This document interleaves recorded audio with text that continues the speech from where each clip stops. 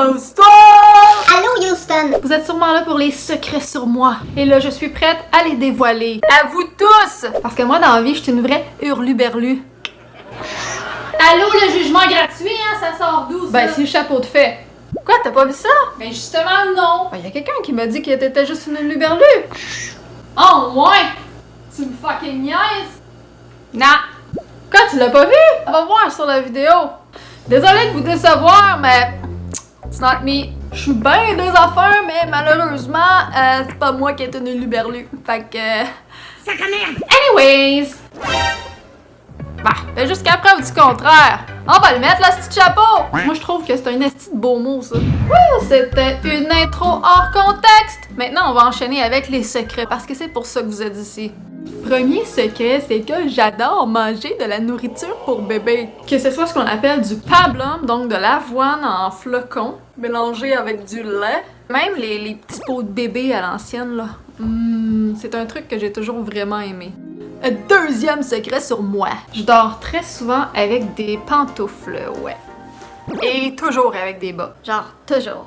En fait, je dors habillée au complet. Et la raison est simple, j'ai tout le temps hyper froid. La nuit, j'ai zéro circulation, les jambes vont me geler, les pieds encore plus, je vais avoir des grosses crampes, j'ai le nez froid, j'ai tout le temps froid. C'est sûr, ça change quand je dors avec quelqu'un, mais je vais quand même garder mes bas parce que mes pieds ne se réchauffent jamais. Jamais! Puis les pantoufles, ben, c'est en hiver ou en automne, mais en été, bah là, non. Troisième secret, j'adore l'hymne national russe. Je vais vous mettre un extrait, j'espère que je vais pas me faire démonétiser. De quoi tu parles, Chris de Hurluberlu? T'es même pas monétisé, anyways! Ouais, c'est vrai. Écoutez ça.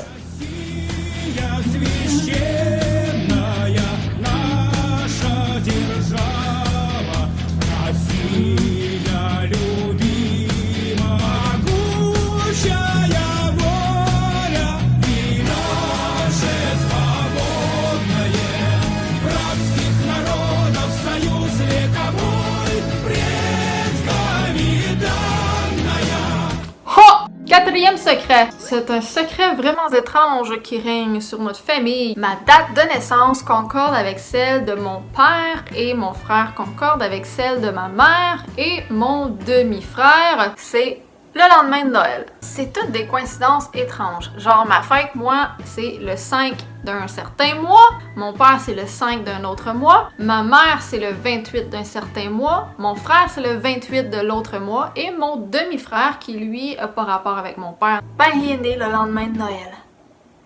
J'ai toujours trouvé ça bien comique, puis facile à retenir au niveau des dates, hein. Cinquième secret, c'est que je me suis déjà fait électrocuter par deux trucs. Le premier truc, ça s'appelle une couverture chauffante qu'on branchait dans le mur et les circuits m'électrocutaient parce qu'il devait sûrement avoir un court-circuit, quelque chose de cassé à l'intérieur et le courant comme sortait du circuit et électrocutait. Ça faisait pas du bien, c'est un peu comme, j'imagine, il y a certains jouets là, que vous pouvez vous électrocuter en gang. Il y a même un jeu de société que genre, si t'as la mauvaise réponse ou je sais pas quoi, là, ça t'électrocute. Bref, c'est ce genre d'intensité de choc électrique. Sinon, j'ai déjà été électrocutée quelques fois quand j'étais plus jeune par des hosties de clôture électriques. Si vous avez jamais vécu ça, le feeling est pas trop agréable. Sixième secret sur moi, c'est que je suis incapable de faire de la mousse avec le savon à vaisselle. Je peux vider la bouteille dans le lavabo, laisser l'eau couler et il y aura pas de mousse, il y aura pas de bulle. Je suis pas capable de faire de la mousse. Je lave la vaisselle, mais ça fait jamais de fucking mousse. J'ai vraiment pas un don pour ça. Septième secret sur moi. Je ne suis malheureusement pas allée à mon bal de finissant de secondaire 5 quand j'avais 17 ans. Je n'y suis juste pas allée. Je l'ai regretté une partie de ma vie, puis après ça, je n'ai pas tant d'importance, mais est-ce que j'ai bien fait, pas bien fait?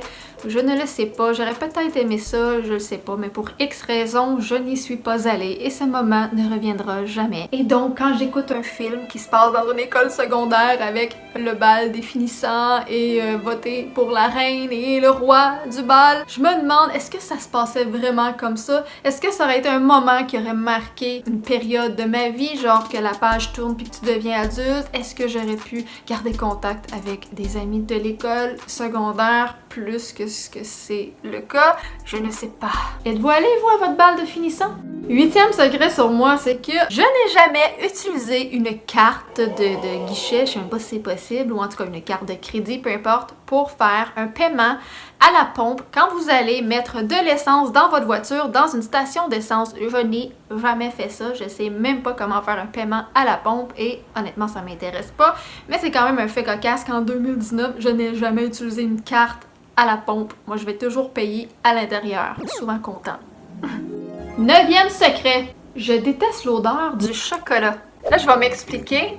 L'odeur du chocolat qui est à peine vieux ou qui est laissé sur un comptoir ou genre un chocolat chaud qui reste dans le fond d'une tasse dans le lavabo ou de la crème glacée au chocolat qui a fondu, il en reste dans le plat ou quelqu'un qui a mangé du chocolat puis l'Alain ou même embrassé mon chum qui a mangé du chocolat. L'odeur du chocolat qui a comme travaillé, qui a été en contact avec l'air depuis un certain temps, je trouve ça dégueulasse. Je sais pas pourquoi.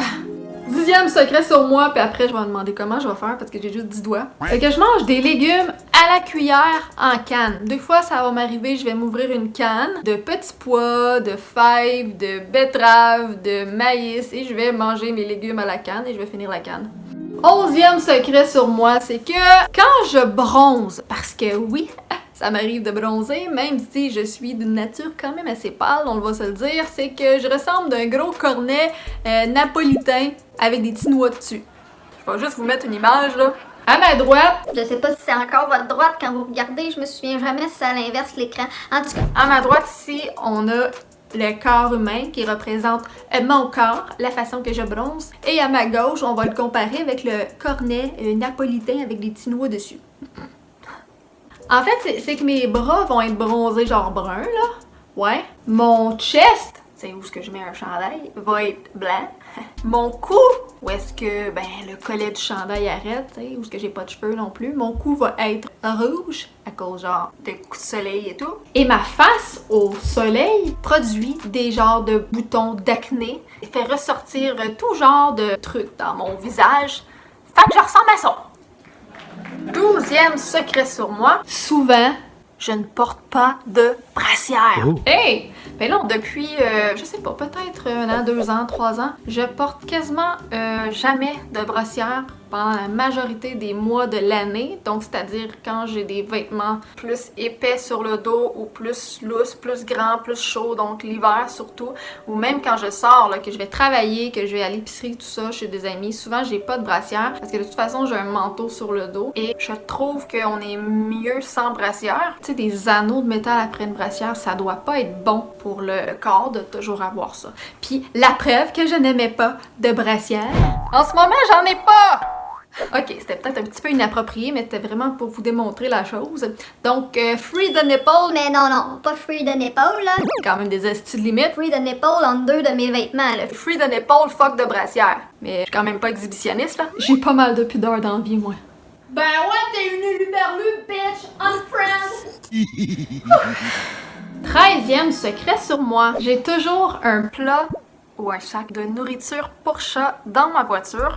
Et même à un moment, j'avais un plat de graines d'oiseaux parce que souvent j'allais dans les bois ou j'allais me promener en campagne et tout, puis j'aimais ça nourrir les oiseaux.